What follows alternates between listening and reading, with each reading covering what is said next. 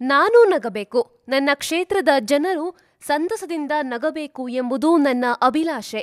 ಮಾಜಿ ಮುಖ್ಯಮಂತ್ರಿ ಸಿದ್ದರಾಮಯ್ಯ ಅವರಂತೆ ನನಗೆ ಗಂಟು ಮುಖ ಹಾಕಿಕೊಳ್ಳಲು ಬರೋದಿಲ್ಲ ಅಂತ ಬೆಂಗಳೂರು ಉತ್ತರ ಲೋಕಸಭಾ ಕ್ಷೇತ್ರದ ಬಿಜೆಪಿ ಅಭ್ಯರ್ಥಿ ಸದಾನಂದಗೌಡ ಅವರು ಟಾಂಗ್ ನೀಡಿದ್ದಾರೆ. ಮಹಾಲಕ್ಷ್ಮಿ ಲೇಔಟ್ ವಿಧಾನಸಭಾ ಕ್ಷೇತ್ರದಲ್ಲಿ ಬೃಹತ್ ಬೈಕ್ ರ್ಯಾಲಿಯಲ್ಲಿ ಪಾಲ್ಗೊಂಡ ನಂತರ ಕುರುಬರಹಳ್ಳಿ ಸರ್ಕಲ್ನಲ್ಲಿ ಚುನಾವಣಾ ಪ್ರಚಾರ ಸಭೆಯನ್ನ ಉದ್ದೇಶಿಸಿ ಅವರು ಮಾತನಾಡಿದರು.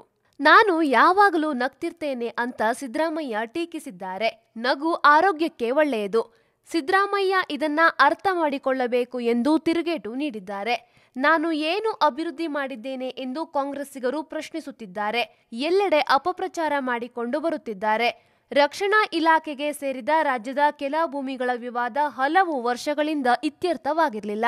ನಾನು ಕೇಂದ್ರ ಸಚಿವನಾದ ನಂತರ ರಕ್ಷಣಾ ಸಚಿವ ಮನೋಹರ್ ಪರಿಕ್ಕರ್ ಅವರನ್ನೇ ಬೆಂಗಳೂರಿಗೆ ಕರೆಸಿ 28 ಪ್ರಕರಣದಲ್ಲಿ 21 ಸಮಸ್ಯೆಯನ್ನ ಪರಿಹರಿಸಿಕೊಟ್ಟಿದ್ದೇನೆ ಎಂದು ಹೇಳಿದ್ದಾರೆ. ಇದರಿಂದಾಗಿ ಬಿಬಿಎಂಪಿ, ಬಿಡಿಎ ಸೇರಿದಂತೆ ಹಲವು ಯೋಜನೆಗಳಿಗೆ ವೇಗ ಸಿಕ್ಕಿದೆ.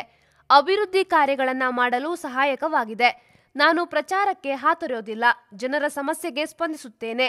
ನಯಾ ಪೈಸೆ ಭ್ರಷ್ಟಾಚಾರ ನಡೆಸಿಲ್ಲ ಅಂತ ಸ್ಪಷ್ಟಪಡಿಸಿದ್ದಾರೆ. ಯಾವುದೋ ವ್ಯಕ್ತಿ ಅಥವಾ ಪಕ್ಷವನ್ನ ಅಧಿಕಾರಕ್ಕೆ ತರಲು ನಡೆಯುವ ಚುನಾವಣೆ ಇದಲ್ಲ. ಸಮರ್ಥ ನಾಯಕ, ಸ್ಥಿರ ಸರ್ಕಾರಕ್ಕಾಗಿ ಬಿಜೆಪಿಯನ್ನ ಬೆಂಬಲಿಸಬೇಕು.